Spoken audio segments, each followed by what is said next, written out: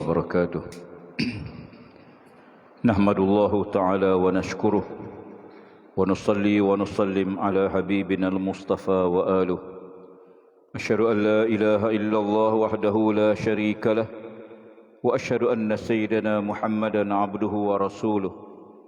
اللهم صل وسلم وبارك على سيدنا وحبيبنا المصطفى صلى الله عليه وسلم وعلى آله وأصحابه ومن دعا بدعوته وجاهد بجهاده إلى يوم الدين. الله أكبر الله أكبر الله أكبر الله أكبر الله أكبر الله أكبر الله أكبر الله أكبر الله أكبر ولله الحمد. أما بعد فيا عباد الله، أوصيكم وإياي بتقوى الله، وتزودوا فإن خير الزاد التقوى واتقون يا أولي الألباب لعلكم تفلحون.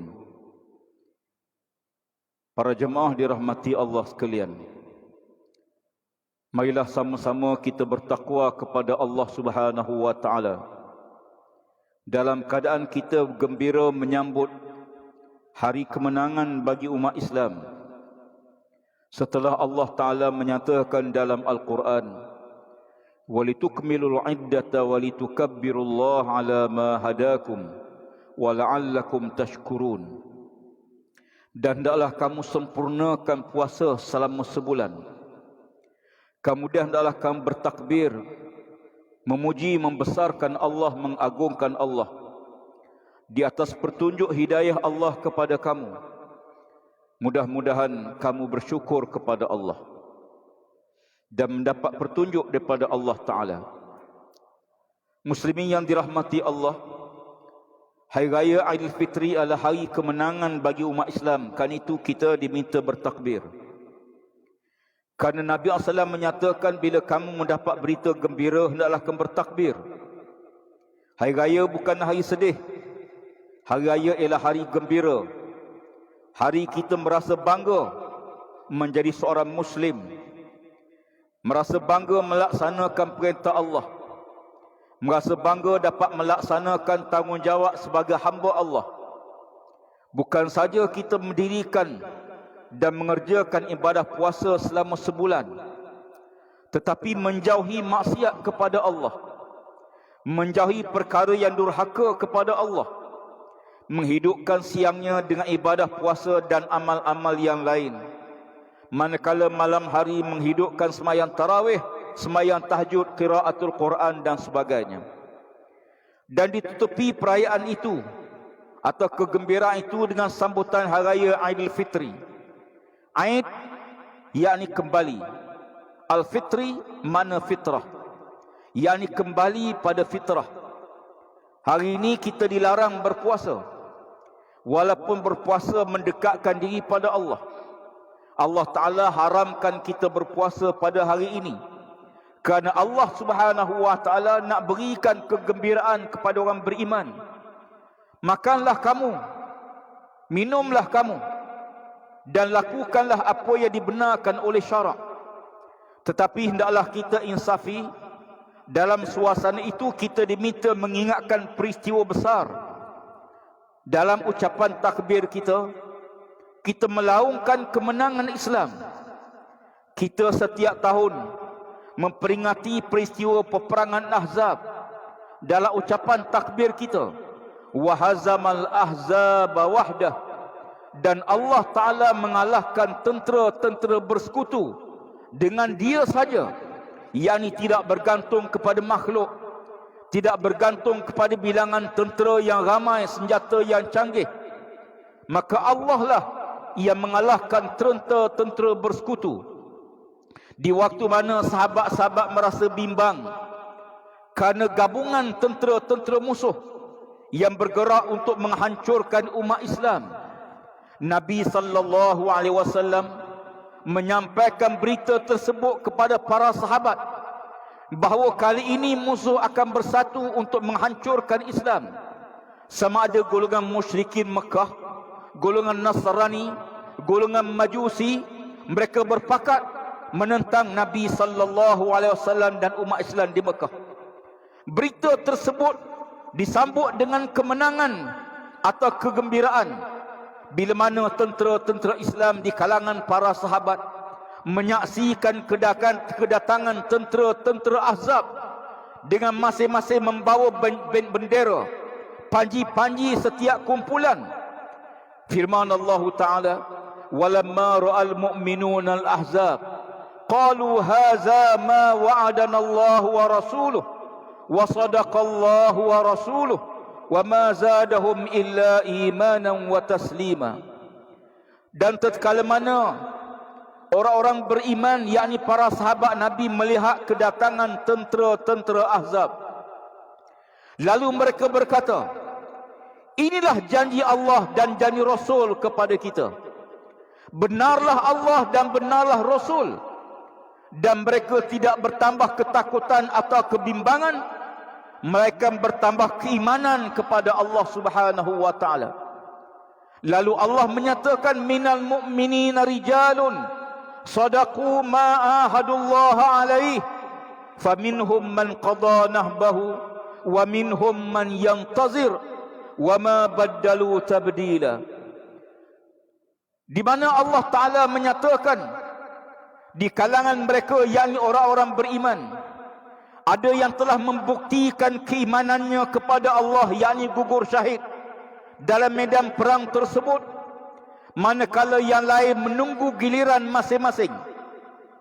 Demikianlah Allah Ta'ala menyatakan bagaimana hari raya bukan hari kita bersedih, walaupun negara dan dunia hari ini berdepan dengan bencana wabak COVID-19 yang bukan saja melanda negara-negara yang mundur, miskin, sama ada miskin teknologi, miskin perubatan, bahkan negara yang mendewa-dewakan canggih dalam bidang perubatan, hari ini mereka juga dilanda wabak dan masing-masing terkapai-kapai mencari jalan keluar.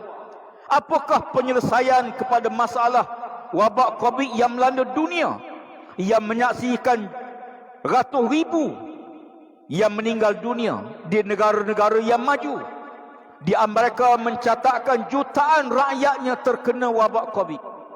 Negara yang satu masa merasa hebat dengan teknologi perubatan, ketenteraan dan sebagainya, hari ini kita menyaksikan Allah Ta'ala mengutuskan wabak yang sangat kecil, kuman yang tak boleh dilihat oleh mata kasar, mengenai semua manusia. Maka lantaran itu kita menyaksikan satu perubahan dalam cara hidup yang tak pernah kita fikir sebelum ini. Berlakunya suatu norma baru dalam kehidupan seharian kita, di mana kita sudah tidak lagi boleh memikirkan suasana sebelum ini. Maka kita hidup dalam suasana masing-masing menjaga, memelihara diri, menjaga diri dan menjaga orang lain, supaya masing-masing tidak membawa wabak tersebut dan tidak menjadi penyebar kepada wabak itu dalam komuniti, dalam masyarakat. Lantaran itulah kita melihat bagaimana suasana telah pun berubah. Norma baru ini perlu kita hadapi. Berapa lama? Tidak ada suatu tempoh yang diberi oleh mana-mana pakar yang mengatakan kebimbangan bila mana munculnya variasi-variasi baru dalam COVID-19 yang melanda sebahagian besar negara-negara yang hebat, Amerika, Itali, India, yang menyaksikan ribuan yang meninggal dunia setiap hari. Di India setiap 1 minit 3 kematian, menyaksikan 3,000 lebih mati satu hari, dan rakyatnya telah pun mencecah 300,000 lebih satu hari yang dijangkiti dengan wabak COVID-19. Negara kita juga berada dalam kebimbangan. Mutakhir ini kita menyaksikan wabak COVID-19 menyebabkan hampir tidak kurang pada 4,000 yang dijangkiti pada setiap hari. Dan kita menyaksikan bagaimana pusat-pusat rawatan, hospital-hospital, pusat-pusat kuarantin telah penuh, dan ini memerlukan suatu tindakan drastik pihak kerajaan dalam melaksanakan tanggungjawab menyelamatkan rakyat. Walaupun kita sedih kerana ada yang tak boleh balik kampung, yang tak boleh ziarah kunjung mengunjung pada hari raya, tapi kita kena ingat ada lagi negara yang lebih teruk dahsyat pada kita. Bukan saja tak boleh ziarah, sembahyang pun tak dibenarkan. Banyak negara tidak benarkan sembahyang berjamaah dalam COVID-19. Bahkan ada negara yang langsung tak boleh sembahyang walaupun di rumah, walaupun tak dibenarkan berpuasa. Ini yang berlaku kepada umat Islam di Yugo, di utara negara China, sempadan Mongolia. Bagaimana umat Islam di sana bukan saja tak dibenarkan berjamaah, tidak dibenarkan sembahyang, tidak dibenarkan puasa, tidak dibenarkan simpan janggut, tidak dibenarkan berpakaian Islam. Dan di waktu yang sama kita menyaksikan bagaimana tindakan ke atas umat Islam. Hampir setiap kali Ramadan, umat Islam diperalakkan, umat Islam diburu, diseksa, ditindas, mereka dizalimi. Berlaku hampir setiap kali Ramadan. Kali ini kita menyaksikan bagaimana sahabat-sahabat kita di Palestin, khususnya di kawasan perkampungan Sheikh Jarrah, yang telah diputuskan oleh mahkamah zalim Israel, menyerahkan wilayah tersebut kepada Israel laknatullah, dan minta orang Islam yang tuan punya tanah keluar daripada rumah masing-masing, ataupun dikenakan bayaran sewa kepada kerajaan Zionis Yahudi laknatullah. Dan kita menyaksikan Jumaat terakhir Ramadan, himpunan umat Islam di dataran dan di perkarangan Masjid Al-Aqsa yang sedang melakukan ibadah, sedang baca Quran, sedang berzikir, sedang sembahyang, mereka tiba-tiba diserang oleh tentera laknat Zionis yang masuk ke dalam masjid dengan kasut, menyepak orang Islam yang sedang sembahyang dan melemparkan bom asap dalam masjid tersebut. Mereka menembak jamaah-jamaah yang ada dalam masjid dengan peluru-peluru getah yang mencederakan. 178 mangsa dihantar ke hospital. Dan kita menyaksikan bagaimana sebahagian besar kawasan dalam masjid telah pun dilakukan pencerobohan yang sangat luar biasa. Dan kita melihat tindakan jahat Zionis ini tidak akan berhenti, melainkan Allah Subhanahu wa taala menghancurkan mereka. Maka hari ini kita berkumpul di mana-mana masjid seluruh negara dan seluruh dunia, kita mengutuk tindakan ganas Yahudi laknatullah alaih. Allahu akbar, Allahu akbar, Allahu akbar. Maka menjadi tanggungjawab kita untuk menolong sahabat kita, saudara kita. Kerana Masjid Al-Aqsa bukan hanya milik orang Islam Palestin. Masjid Al-Aqsa bukan milik rakyat Palestin. Masjid Al-Aqsa milik seluruh dunia Islam, seluruh umat Islam. Merupakan masjid ketiga yang paling mulia untuk diziarahi dan merupakan kiblat pertama umat Islam. Maka kerana itu, pada hari yang mulia ini, kita melancarkan dana khas, tabung khas untuk tolong sahabat-sahabat kita, saudara kita di Palestin. Pertama, untuk memulihkan kembali hospital yang berada di perkarangan Masjid Al-Aqsa yang telah musnah segala peralatannya, kemudahan perubatannya, dan ini sangat urgent, sangat perlu disegerakan. Maka kerana itu kita melancarkan dana khas pada hari ini untuk kita hantar kepada sahabat-sahabat kita di Palestin, khususnya bagi memulihkan hospital-hospital yang dibina khusus dalam perkarangan Masjid Al-Aqsa, bertujuan untuk memberi rawatan segera kepada mangsa-mangsa kekejaman Israel. Di samping bantuan ini ialah untuk menolong mereka yang cedera, mereka yang susah kerana kejahatan Zionis laknatullah. Allahu akbar, Allahu akbar, Allahu akbar, walillahil hamd. Muslimin yang dirahmati Allah, maka marilah sama-sama kita berhimpun pada hari ini. Berhimpun bukan dalam suasana baru, suasana yang kita semua terpaksa alaminya. Dihadkan jemaah hanya sekadar 50 orang dalam satu masa. Walaupun ramai yang sedih, ramai yang ingin masuk ke masjid, namun kerajaan terpaksa buat keputusan penting. Bukan keputusan untuk cari publicity, bukan keputusan yang popular, keputusan yang sangat tidak popular, yang menyebabkan rakyat sebahagian marah. Tetapi di antara kemarahan dan kematian, di antara kemarahan dan mudarat, kerajaan memilih untuk mengambil mudarat sebagai perkara awal. Bayangkan, walaupun kita minta lindung pada Allah, kalau sekira jamaah dibenarkan 1000 orang atau 100 orang dalam satu masa, atau ke belah masjid mungkin 2-3 ribu setengah masjid, sekiranya ada seorang saja yang positif dalam masjid tersebut, semua 1000 jamaah terpaksa dibuat COVID test. Semua akan terpaksa dihantar hospital untuk buat test. Bahkan bukan saja jamaah yang menjadi kontak rapat kepada positif, anak-anak kita di rumah, keluarga kita di rumah terpaksa dikuarantin sebelum disahkan mereka yang menjadi kontak rapat itu positif ataupun negatif. Inilah musibah yang terpaksa kita hadapi. Walau bagaimanapun, oleh kerana Allah Ta'ala tidak memaksa dan membebankan perkara yang tidak jadi kewajipan. La yukallifullahu nafsan illa wus'aha. La yukallifullahu nafsan illa wus'aha. Allah tidak bebankan seseorang melainkan apa yang dia mampu.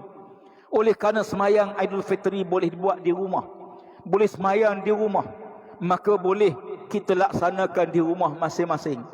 Berkhutbah ringkas, semayang sunat 2 rakaat, selesai. Bahkan hak Allah tidak sama, sebab ada orang bandingkan masjid dengan pasar raya. Ada orang kata, kenapa pasar raya boleh pergi, tak ada had, kenapa masjid dihadkan? Jawapannya, kerana masjid rumah Allah. Rumah Allah yang kita boleh dirikan semayang, keperluannya hubungan dengan Allah. Hubungan dengan Allah tidak menjadi perkara-perkara yang meletakkan asas utama bila bertembung dengan keperluan manusia. Sebagai contoh, kenapa kita dibenarkan buka puasa walaupun musafir? Bila musafir, padahal puasa wajib, tapi bila musafir dibenarkan berbuka puasa. Bila kita musafir, kita boleh jamak semayang, padahal semayang penting, tapi boleh jamak kerana musafir. Demikian juga kalau makanan terhidang masuk waktu semayang, mana yang utama? Yang utama makan dulu, bukan semayang dulu. Keperluan makanan di pasar raya, keperluan untuk hidup. Keperluan untuk hidup yang tak boleh jamak. Semayang boleh jamak, semayang boleh buat di rumah, tapi makan kalau tidak ada di rumah, anak-anak kelaparan. Kelaparan menimbulkan masalah. Maka kerana itu Islam meletakkan keutamaan bila bertembung di antara keperluan jamaah dengan keperluan untuk hidup. Utamakan untuk hidup. Maka kerana itu kita mengambil kira aspek-aspek tersebut. Namun bukan bermakna meninggalkan kewajipan, kerana kewajipan boleh dilaksanakan dalam pelbagai keadaan. Allahu Akbar, Allahu Akbar, Allahu Akbar, walillahil hamd. Semoga Allah Ta'ala menjadikan kebaikan bagi kita, dan semoga Allah Ta'ala merahmati kita semua dan menjadikan hari ini sebagai hari kegembiraan untuk kita meneruskan munajat kepada Allah Subhanahu wa Ta'ala. Barakallahu li wa lakum fil Qur'anil azim wa nafa'ani wa iyyakum tilawatahu innahu Hamidum Majid. بسم الله الرحمن الرحيم الحمد لله رب العالمين والصلاة والسلام على أشرف الأنبياء والمرسلين وعلى آله وصحبه أجمعين. اللهم ربنا تقبل منا دعاءنا إنك أنت السميع العليم.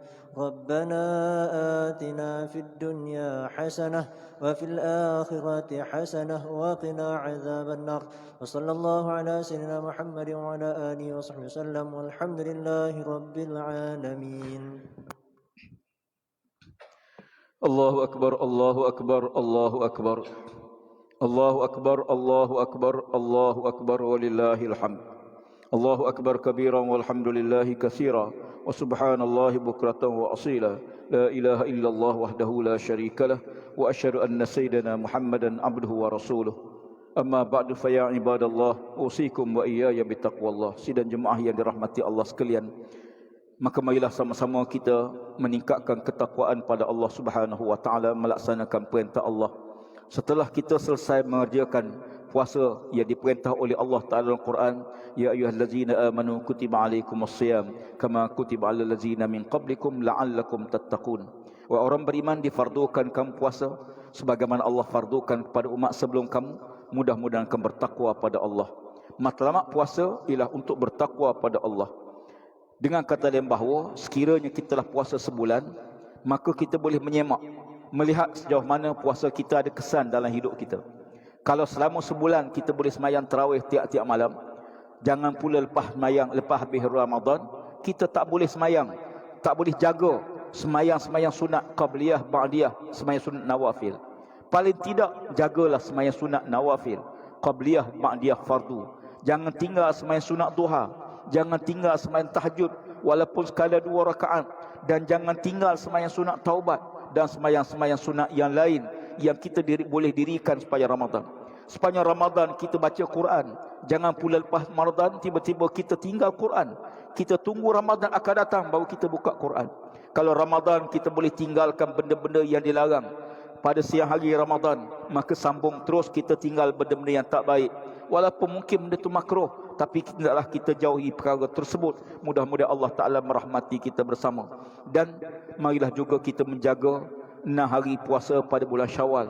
Kerana sabda Nabi SAW, Man sama Ramadan summa atba'ahu sittan min syawalin qasamid dahri kulli.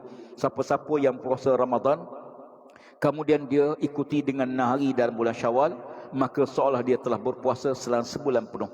Mudah-mudahan Allah Ta'ala terima amal ibadah kita. Dan marilah juga pada hari yang mulia ini kita membanyakkan ucapan salawat dan salam kepada baginda sallallahu alaihi wasallam, kerana perintah Allah dalam Quran, innallaha malaikatahu yusalluna 'alan nabi ya ayyuhallazina amanu sallu 'alaihi wa sallimu taslima. Allahumma salli 'ala sayidina Muhammad wa 'ala ali sayidina Muhammad kama sallaita wa sallamta wa barakta 'ala sayyidina Ibrahim wa 'ala ali sayyidina Ibrahim fil alamin innaka Hamidum Majid. Allahumma fil muslimina wal muslimat wal mu'minina wal mu'minat al ahya'i minhum wal amwat innaka sami'un qaribun mujibud da'wat wa qadiyal hajat birahmatika ya arhamar rahimin. Ya Allah, ya Tuhan kami, ampunkan dosa-dosa kami ya Allah. Rahmatilah perhimpunan kami ya Allah. Ya Allah, ya Tuhan kami, bantulah sahabat-sahabat kami di Palestin ya Allah. Bebaskanlah Masjid Al-Aqsa dan tanah air Masjid Al-Aqsa dan Palestin kepada umat Islam ya Allah. Ya Allah, ya Tuhan kami, gagallah rancangan jahat Zionis dan Israel bagi menghancurkan umat Islam dan membunuh saudara-saudara kami di Palestin ya Allah. Ya Allah, ya Tuhan kami, sesungguhnya kami hamba-Mu yang lemah ini ya Allah, mengadu padamu di atas kelemahan kami ya Allah, bahawa senjata kami tidak mampu untuk menolong sahabat kami di Palestin ya Allah. Diri kami tidak mampu untuk menolong mereka ya Allah. Bahkan terkadang kami lemah dalam doa-doa kami pun tidak sampai pada sahabat kami ya Allah. Ya Allah, ya Tuhan kami, ampunkanlah dosa-dosa kami, kecuaian kami ya Allah. Ya Allah, ya Tuhan kami, jadikanlah sedikit sumbangan kami pada hari ini untuk menolong sahabat-sahabat kami di Palestin sebagai sedekah jariah kami bagi menolong kami nanti di hari akhirat ya Allah. Ya Allah, ya Tuhan kami, bantulah umat Islam seluruh dunia ya Allah. Tolonglah umat Islam di Syria ya Allah. Satukanlah hati-hati umat Islam di negara ini ya Allah dalam menentang kezaliman, penindasan dan seumpama yang berlaku seluruh dunia ya Allah. Allahumma ftah abwaabal khair wa abwaabal barakah. Allahumma inna na'udzubika minal barasi wal jununi wal juzam wa min sayyil asqam. Ya Allah, ya Tuhan kami, angkatlah bala COVID-19 ini pada negara kami dan dunia seluruhnya ya Allah. Ya Allah, ya Tuhan kami, pelihara dari kami, keluarga kami daripada wabak COVID-19 ya Allah.